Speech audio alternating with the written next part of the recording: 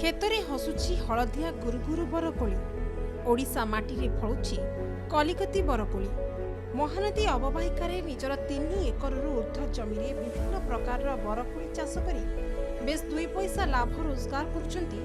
Salepur block अतोड़ा grammar Shyamsundar स्वाई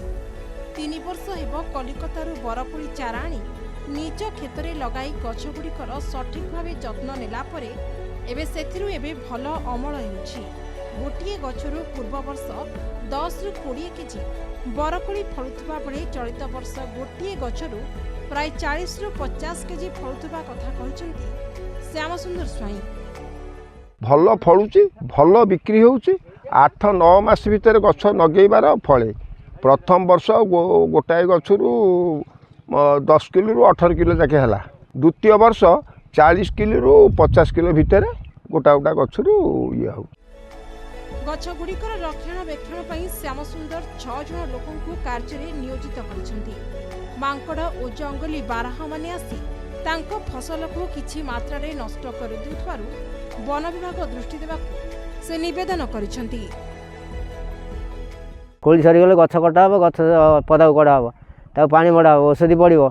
सार दिया हम आ सेनी गछ को बंचई रखिबु फूल गसी आसिले आ थरे कोली तोला हम औषधि पड़ो सदाबेले मेडिसिन दिया हम ताको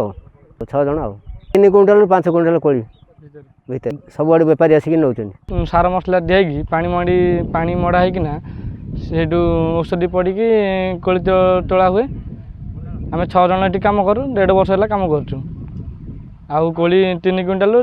5 क्विंटल भितर बाहर डेली कम कर निज बाड़ी बगीचार प्राय 3 एकरु ऊर्ध्व जमी बरकोली चाष कर चर्चा साउंटुंट आतोड़ा अंचल श्यामसुंदर स्वाई से निजे रोजगारक्षम हवा सहित 5-6 गोटी परिवार को रोजगारक्षम कर